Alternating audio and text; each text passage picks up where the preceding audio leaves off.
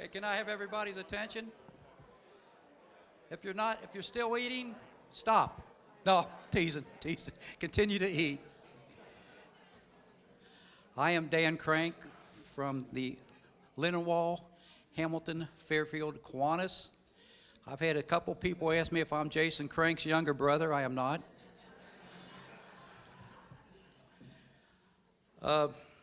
First thing I want to talk about is the Lindenwold Kiwanis annual pancake breakfast. I think some of the Kiwanis members has passed out flyers to everyone. The pancake breakfast is April 29th from 7 to 12 at the Hamilton Freshman School. It's a great morning. It's a great time to come. You get some good pancakes, all you can eat.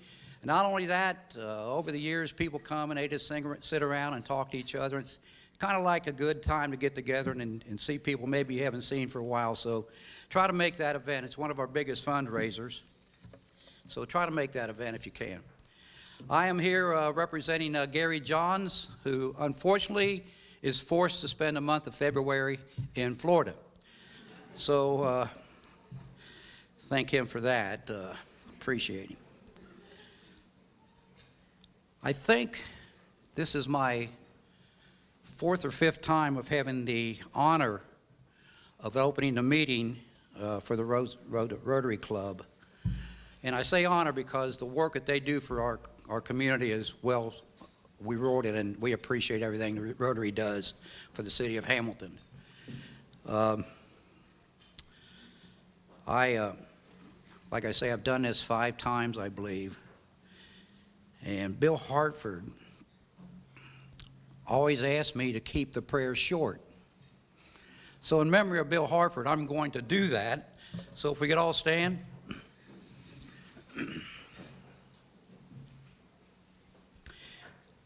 Heavenly Father, we thank you for the freedom to come together for the State of the Schools address. We know that quality of education can heal many social problems: poverty, homelessness, drug abuse, just to name a few.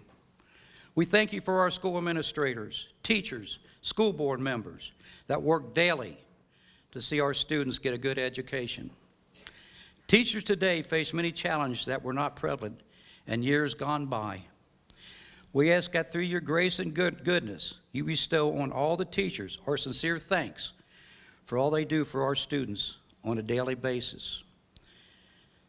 We pray for the people of Turkey and Syria, where many lives have been lost due to a terrible earthquake. We sit here in this beautiful ballroom, and let's not forget that there is a war raging in the Ukraine. Homes are being destroyed, families torn apart, no electricity, small supply of food. I ask that each one of you today, and if you're watching this on TV Hamilton in the future, take just a few minutes and ask God to heal the people in the Ukraine. And not only that, ask God to give the leaders the wisdom and the knowledge to end this useless war. Amen. Stand for the pledge.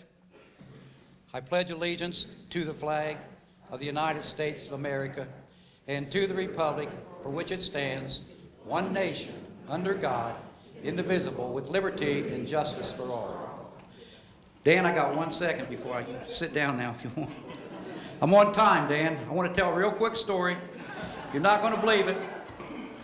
I'm not going to mention any names, but in Congress last week, one of the congressmen had called his committee together, and he asked them to stand for the Pledge of Allegiance. And somebody said, "Order, order." He said, "What's wrong?" He said, "We've said the pledge today already." So they spent 30 minutes arguing in that committee about whether you should say the Pledge of Allegiance or not to start that committee. I am not comfortable with that. Something's wrong when this happens. Thank you all. I want to bring to the podium the President and CEO of the Greater Hamilton Chamber of Commerce, Mr. Dan Bates.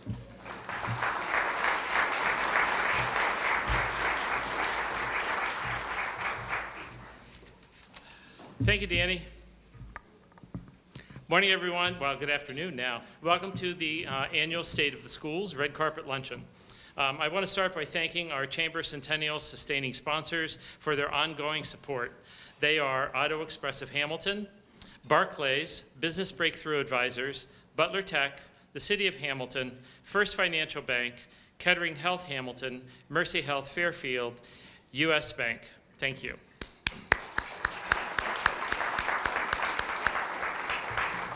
Also, a very special thank you to our event sponsors today. They are Butler Tech and State Representative Sarah Carruthers. Thank you. Also, I want to make sure that I mention our ongoing partnership, which we value tremendously, with TV Hamilton. So thanks for being here today, TV Hamilton. And now it is my honor to introduce Brian Pendergast, the president of Baden High School.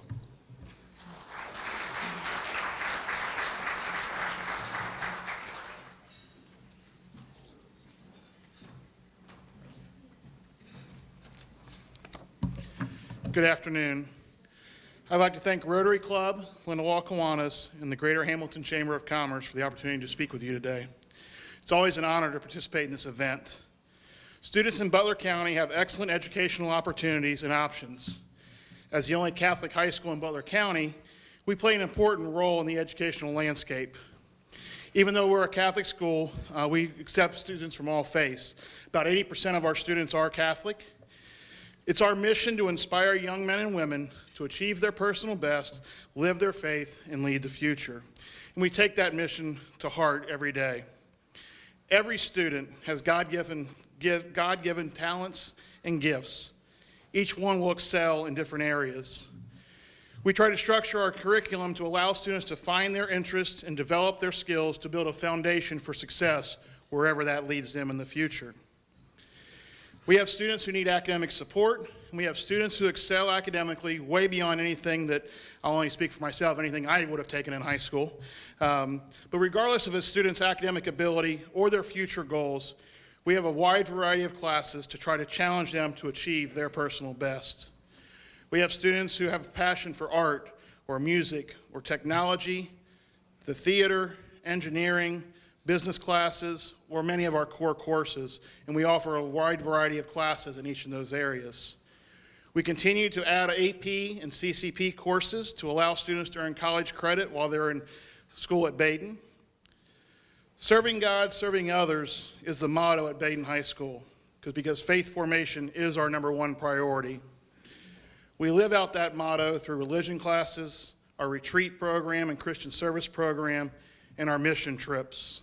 This summer, we have students who will be going to 4 different locations for mission trips, including going to Ecuador for the international program. Each of these provide our students and our teachers a way to use their God-given talents to make a difference in the world and to live out their faith. The amount and the type of service that our students participate in is a true testament to their commitment of making a difference in our community and our world. On March 2nd, we'll be welcoming parents and many community members to the Stang Symposium, where our senior students will be presenting their service projects to our guests. It's a great way for the community to see what our students are doing to help benefit a wide variety of organizations. We are blessed to have terrific students, and we love celebrating their success. Jimmy Zettler and Mary Giffen were named National Merit semifinalists, and J.J. Even was named a National Merit Commended Student. Jimmy Zettler actually scored a perfect 36 on his ACT. I probably would have taken it twice to get to that point. 23 of our artists had their works presented at the Middletown Tomorrow's Artists Today competition recently. Paige Harris earned first place in watercolor painting. Olivia Blanton received second place in digital painting and honorable mention in digital photography. Emmy Demmel received second place in acrylic painting and honorable mention in fashion illustration. Alexis Breck won third place in digital photography, and Eva Groh received honorable mention in pastel drawing categories. We're extremely proud of all of our talented artists. 3 of our students hold leadership positions at the regional level of the Business Professionals of America organization. Rachel Nuske is the regional president, Addison Wishart is the regional secretary, and Allison Vest is the regional treasurer. Those 3 have led the Southwest Leadership Conference for Professional Business Association of America, the Region 17 competition, and the Region 17 award ceremony. Just to put it out there, Region 17 in the state of Ohio is the largest professional business of America organization, the region in the state. They'll be working with other officers from the other regions to organize a state competition that will be coming up later this spring, at which we'll have 14 students who will be competing at that. Last spring, our boys volleyball team won the state championship, and our baseball team made it to the state semifinals for the 2nd year in a row. This fall, our girls volleyball team made it to state for the first time in program history, and our football team enjoyed an undefeated regular season for the 3rd year in a row and made it to the regional finals this past season. These are just a few of the reasons, many reasons, why we're so proud of our students. Baden High School continues to grow. Our current freshman class has 193 students. Our incoming class will match that same number, if not a little bit more, which will push our total enrollment next year to around 700. To put that in perspective, in 2010-11, we had 448 students at Baden High School. We believe the increased enrollment is due to the outstanding education and faith development that our students receive at Baden. Students have the opportunity to receive a top-notch education, work with tremendous teachers who take our mission to heart and strive to help every student achieve their personal best. As our enrollment grows, so does our campus. We're looking forward to adding much-needed parking to the west of the school. About 340 spots will be added to the west of Baden High School on New London Road. And we're in the early stages of planning for the Matandi Sportsplex, our future athletic complex on campus. That complex will dramatically change our campus and the experience that our students and our community have. It's definitely an exciting time to be at Baden. I would like to thank the members of our school board for providing tremendous guidance, support, and encouragement. There's a few of them here today. I would ask that you please stand and be recognized.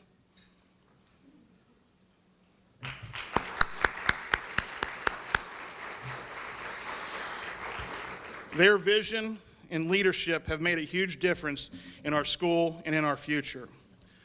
On behalf of the faculty, staff, and students of Baden, I would like to thank all of you for your support and your encouragement that you provide Baden and all the schools in the area. Thank you for the opportunity to speak with you today, and please know that you're always welcome to stop by and see for yourself what the Baden family looks like in action. It's now my pleasure to introduce Marnie Durham, Assistant Superintendent of Butler Tech.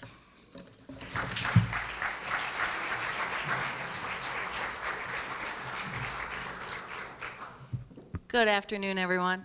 I was a former Garfield teacher, so being in Hamilton is coming home to me, so I love being in this space. Just want to thank everyone for taking this time to talk about education. We all know the health and wealth of a community is based on the health and wealth of the education system, and Hamilton thrives in this area. As being heard by my colleagues in the field today, we all strive to find a student's place of happiness so they can wake up every morning grateful and willing to lift others. I'm going to ask you to play along with 2 items.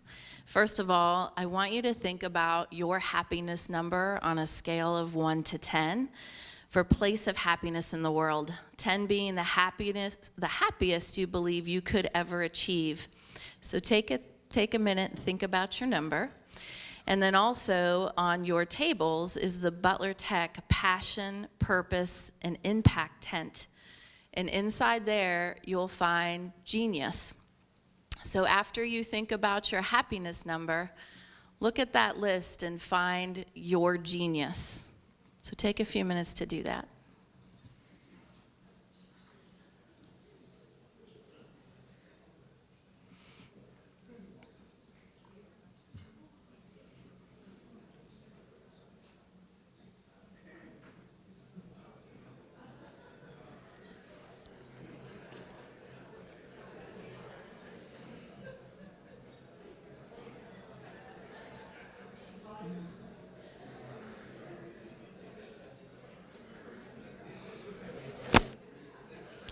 Okay, raise your hand if you have your happiness number in your head. If you have your happiness number in your head and you know where you are, raise your hand. Now raise your other hand if you have your genius in your mind when looking at that list. Raise your hand if you have that genius in your mind. What I would encourage you to do is always speak on behalf of your genius, because we all possess that. And when you're talking to young people, talk to them about their genius and their happiness number, and how do you correlate those two things in the world. And if your number's not at a 10, challenge yourself and young people to move that number by finding their genius on that happiness scale. We know that school life weighs heavy on a child's happiness number. How they feel in that environment has a tremendous impact on their self-esteem or whether or not they achieve what they want. Therefore, Butler Tech is striving to never turn away a student that is asking for the career tech experience. We're launching Panem Leap, which means we're negotiating a space in Hamilton and one in Middletown as well to grow our resources to accommodate any student that expresses interest. Businesses can meet with me to obtain a space at one or both sites. You can influence curriculum, introduce your projects that you have needs, instruct, mentor, create prototypes, and develop intellectual property while building a relationship with your local future workforce. We all need to celebrate our genius, and to back that up, Butler Tech used over $200,000 from their own general budget this year to supply a traveling teacher to every high school in the county to teach a program called Rise Up. If a student is in jeopardy of not graduating on time or looking for an alternative way to graduate, they can take this Rise Up program with our teacher. And to date, in Butler County, 407 students have passed that credential. We have 268. Yay! We have 268 that are on track to pass at the end of the year. So this is all about reaching students where they are and finding a pathway to graduation. I wanted to share, if you're a business partner in the room, at Hamilton High School, the programs that we currently have are automotive, business, construction, emerging media, engineering, exercise science, and healthcare science. And I do want to shout out to Hamilton Foundation, who helped our engineering program with their materials this year by buying machines. And then also in our freshman building, we have an intro to engineering. And at the middle school, we have app creator, design and modeling, automation and robotics, and also innovators and makers. So when you're looking for students that choose a pathway at Hamilton City Schools, those are the students to go after, to meet with, to talk to instructors at Hamilton High about what their pathway is and how do you connect with them at a young age to ensure they stay here and become a part of your workforce. And so to end, I would just like to say thank you for all of the updates today. They are very important, again, to the health and the wealth of our community. And at this time, I would like to introduce Andy Dorje. I didn't do it right.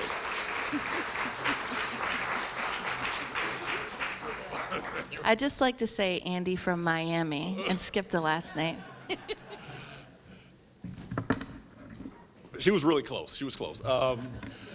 Good afternoon. It's great to see you all. So I'm putting up my watch up here so I keep track of time, because anybody who knows me knows I can go on and on if you give me this microphone. Really excited to talk to you about Miami and the great things that we're doing. Also want to talk about not only where we are, but where we're going. You know, before I get started, one of the things I want to do is, right now we all know it's Black History Month. And last night, our city recognized one of our great citizens of Hamilton and who happens to work for us. And I want to just recognize that individual one more time. Sammy Broyles has been with us for about 6 months. You got to stand up. You got to stand up.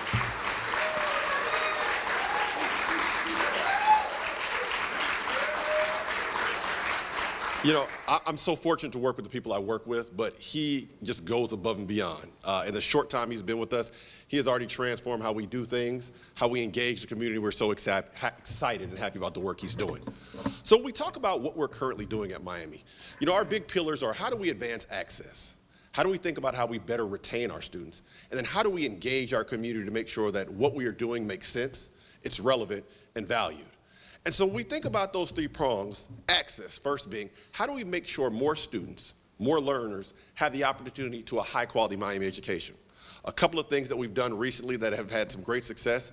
Many of you know we launched our Early College Academy, a partnership with my good friend at Hamilton City Schools, Mike Holbrook, and their team to bring students on our campus at their 11th grade year to say, we think you're ready for college. We think if we put the appropriate supports in place, you can be successful. And these are students who are low-income students. These are students who are first-generation students. These are students who come from backgrounds where individuals say, you aren't college material. What's exciting to say is in the first semester, those students outperformed our full-time first-time freshmen. And they did that because we have constant dedication and support for what they're doing, but also because of what you all in this room are doing, making sure that we're doing more to increase those opportunities and make sure that any student who wants to go to college, it is an available option for them. Another exciting thing that we're doing in the prong of access is look at how we think about transfer. Many of you might not know, but we have at any given time more students at two-year institutions than four-year institutions in this country. So when we start thinking of a college student, traditionally we think of someone who is, you know, with their backpack, with their laptop, but really our college students are working adults. They're individuals with families. They're individuals taking courses online or taking one course at a time. And so we tried to think about how can we make what we do more accessible to those students? How can we find ways? And so recently we partnered with Cincinnati State to co-locate our programs at the same location. And exciting because what we want to do is we want to make sure that two-year students feel connected to us as a four-year institution at the onset. So there is no transfer, but better yet, a pathway or a handoff or a smooth transition from one to the other that students don't notice. And so we're really excited about the work we're doing there. As we shift to retention, it's not good enough, and many of the folks at the table, the two tables in front of me will agree with me, to admit the students, to bring the students in. If we're not doing the good work to retain them, to make sure they're successful and obtaining the degree or credential they're looking out to get, then we're not doing our job. So over the past year, our faculty and staff have engaged in a robust process of how we look at retention, how we look at our retention efforts. What are the things that are going on in the classroom, outside the classroom, and what are things we can do better so students feel engaged, they stay, and they graduate. And what's really exciting, this has been faculty run. So meaning our faculty have gotten excited about that. They've gotten behind it, and they're the ones who are driving this. And so when we think about how we better retain our students, we love that because we want that to be a priority. We want you to come, we want you to graduate, and we want you to be successful. And when we think about our third prong of what we're focused on, it's that community engagement piece. Right now here in Hamilton, many individuals see us as an active part of the community. But we want to go a little bit further than that. We don't want to be seen as a higher education opportunity that sits, you know, where we sit and you come out and meet with us. But better yet, how can we be actively engaged with the questions, the problems, the challenges that we're currently confronting? And how can we not only use our expertise, but be a convener for individuals to come together and have those difficult conversations? And so that is a big portion of what we're doing from a community engagement standpoint. We also hire Sammy, so that's, you know, community engagement on steroids, and so we're excited about that as well. And so, you know, talking about what we're currently doing, but one other thing I want to highlight is where we're going. Right now, when we think about higher education, we are in a time where higher education is devalued more than it has ever been. I always challenge individuals to look at the communities that are thriving. Look at the communities in Hamilton, across Butler County, and ask me, are those individuals in those communities engaged with higher education? I would argue 99 times out of 100 they are. So why would we devalue something that we know leads to positive outcomes for our community? I would also argue that we are in a time where words like equity, diversity, and inclusion are now bad words. You know, it was funny because as Mr. Crank was talking about the conversation around the flag, and I agree completely about the Pledge of Allegiance and arguing where we're at. But I sit in conversations where folks argue for longer than 30 minutes about how we should help individuals who have less than us, or how we should provide pathways to be equitable in what we're doing, or how we should think about the folks who have the hardest go at it, how we can remove barriers so they can be successful. And so just like his argument about the flag and the Pledge of Allegiance, I feel like that's equally as impactful. But we live in a time right now where these conversations aren't happening, and people are actively trying to challenge them. And so I'd ask you all to think about those things as you go back to the work you're doing and how we better support our students going forward. You know, lastly, in closing, right now we are at a time where Hamilton and the community is thriving. We're doing some really amazing things, and that's why I'm so excited about the work we're doing. But going further, How can we not only be a national model for what it looks like to partner from K-12 education to higher education, to workforce, and to community engagement, what ultimately leads to upward social mobility, civic engagement, and a better community for all? I would argue that we have the people and we have the component parts to do that right here in this room. And I think that blueprint is something that can be replicated not only in our community, but in our state, in our region, and in this country. And so I'm so excited about what we're doing. I think the future is bright, and I think we've got a great team to work with. So now it is my pleasure to bring to the stage Mr. Mike Holbrook, Superintendent for Hamilton City Schools.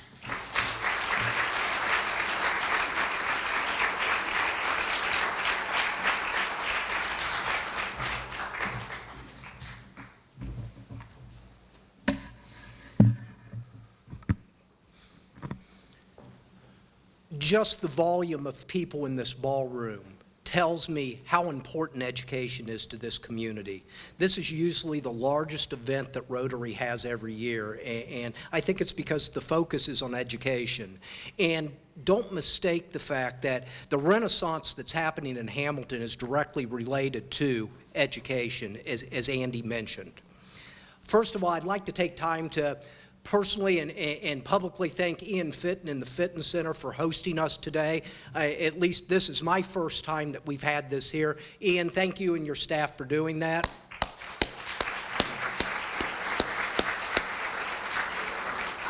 And I also want to recognize all the sponsors that have helped put this event on. Before I begin my formal remarks, I would like to recognize a few individuals that we have here today. Our school board members are truly servant citizens of this community. Strong board leadership has played a vital role in the successes that we have had over the last 4 to 5 years. Especially in these divisive times, our board had to shoulder and make some really critical, difficult decisions, and I'm proud to say those decisions were made with one vision: what is best for kids. And I want to take a moment to recognize our board members that are here today. President of our board is Meg Baker. Vice President is Shaquilla Matthews. And I've got board member Lauren Sprague and Dave Davison here today. Thank you for all your work that you do.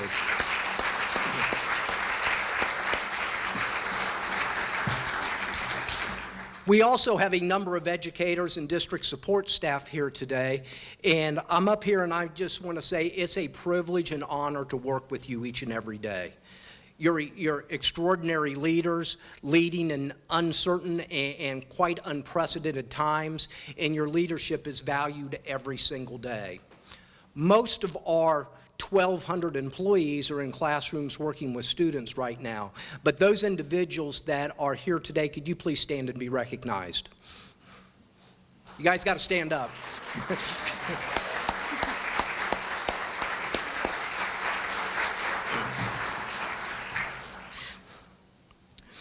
So let's talk a little bit about Hamilton City Schools. My theme and genre that I wanted to present today talks about relationships and partnerships. In a district as large as ours, we can't do it alone. And probably every single individual in here, we have some type of relationship and partnership with. And you see, school isn't just about what's learned inside the confines of an algebra classroom. It's about student experiences.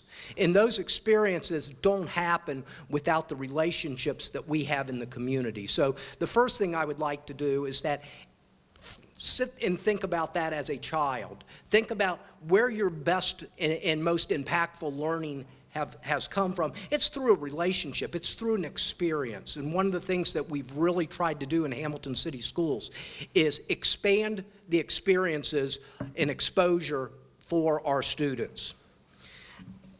I can't sit and name all the partnerships that we have, but I can simply say thank you. Thank you to our businesses, to our parents, to our local organizations that partner with our district to assist us in giving students experiences.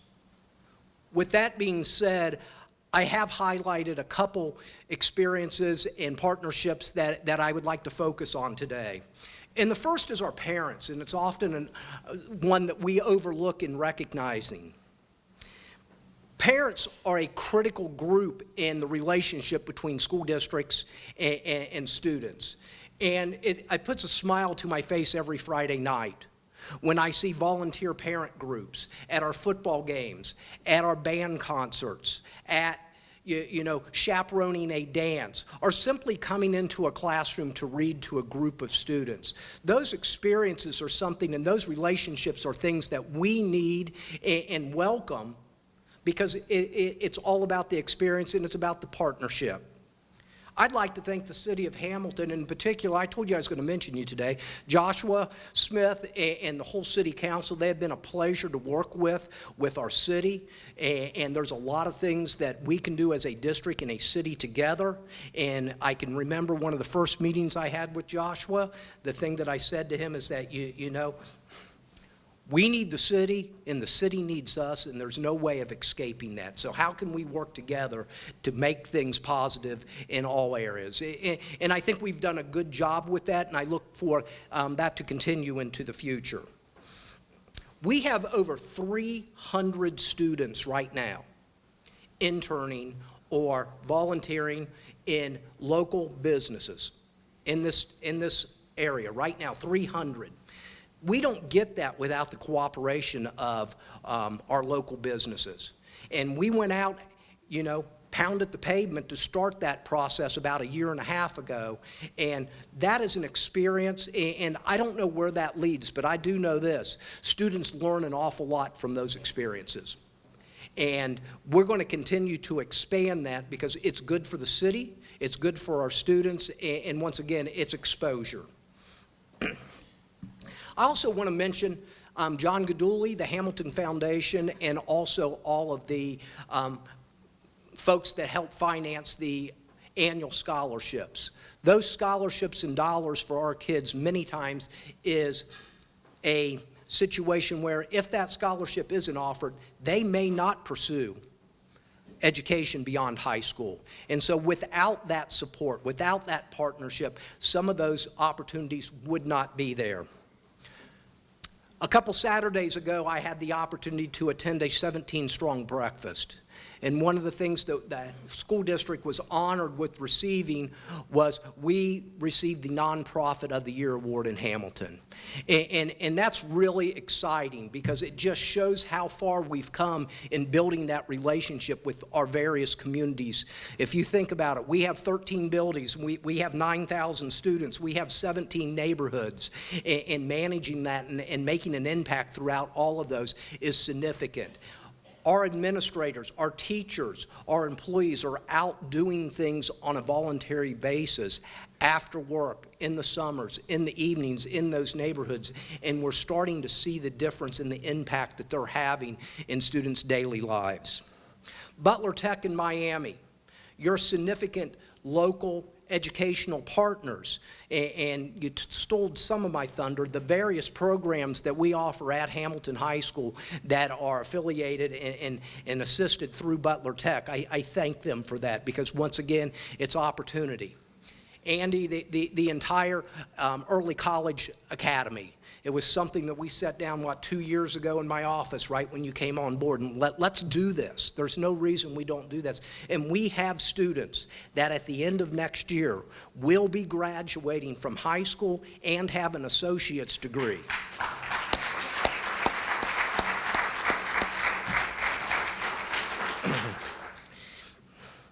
Currently, our district offers over 22 college credit or advanced placement courses.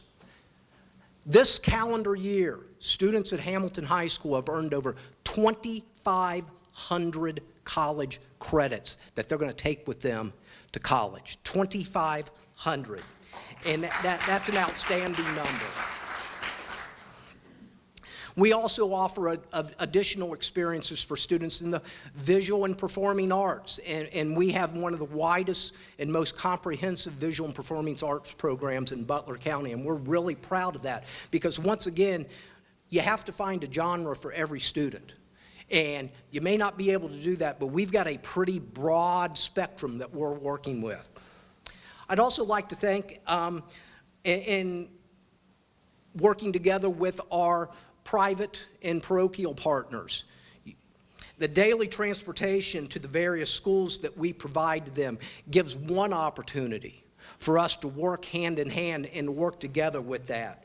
You know, our relationships and communication have improved significantly over the last several years.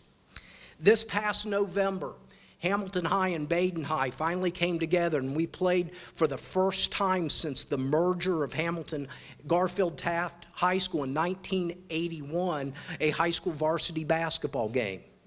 We are getting ready to start a 2-year contract with Baden starting this fall, where for the next 2 years, the first football game of the season will be the Hamilton-Baden football game, and that'll be in August this year.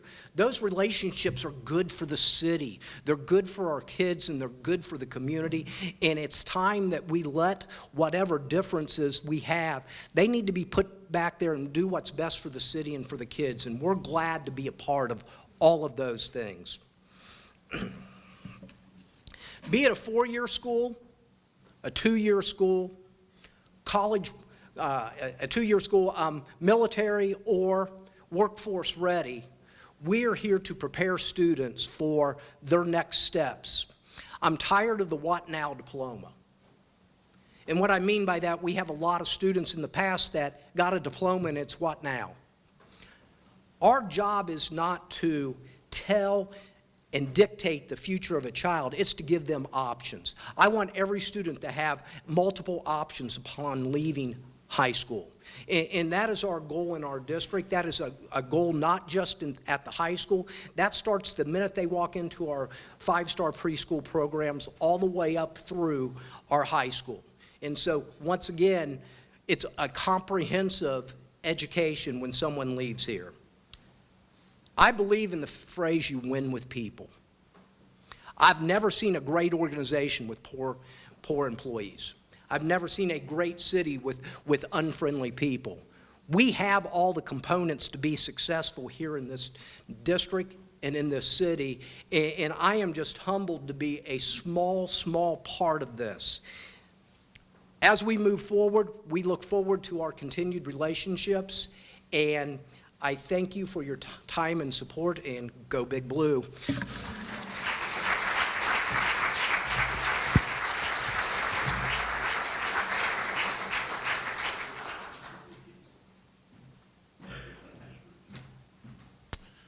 Hi, my name is Randy Allman. I'm the current president of Hamilton Rotary Club. And before I close out the meeting, we do have 4 or 5 minutes for some Q&A, which is not common, but let's take advantage of that, please. Matt in the back has a microphone.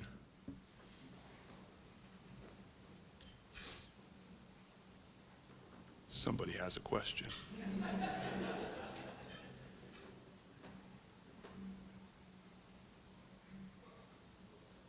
Maybe not.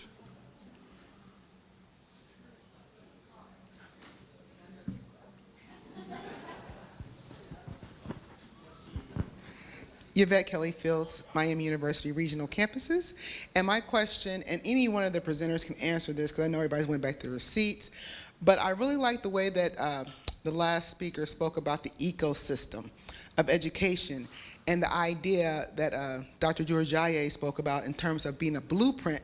I would love to hear from any one of the people that spoke about how you believe that came about, especially since some of this happened in the last 5 or 10 years. How do you think that happened, especially if you do talk about being a blueprint, how you would share with another community, this is how it happens? I can start.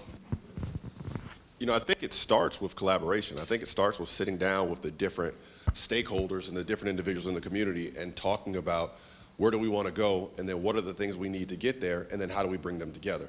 You know, certain communities, I'll be honest, don't have the component parts we have here in Hamilton. And so they've got actual gaps in the ability to really bring that together. But we've got a great K-12 system. We've got, you know, a great higher education system. We've got workforce, which is doing great things and growing. We've got a great city manager and leadership.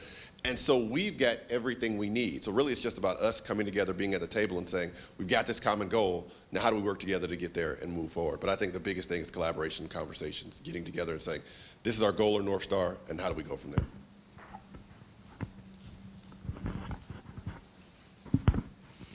And I want to add to that, if I had to put a face to that, I would say Dan Bates. through Leadership Hamilton and being involved in the chamber, I form these relationships with other people, not only just in education, but in the community, and it's invaluable. There's no way that we would be in Hamilton City Schools. There's no way we would have such a phenomenal relationship with Miami and talking to people from Baden. It happens through the chamber work. So hats off to Dan Bates for making that happen.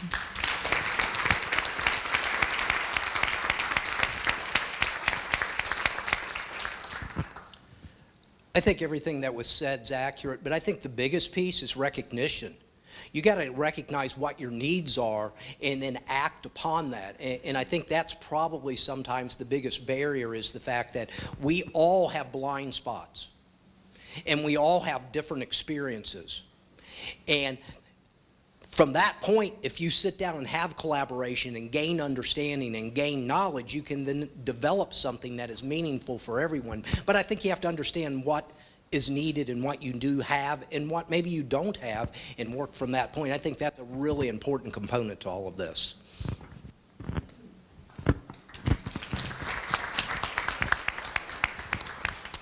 We have time for one more question if there is one.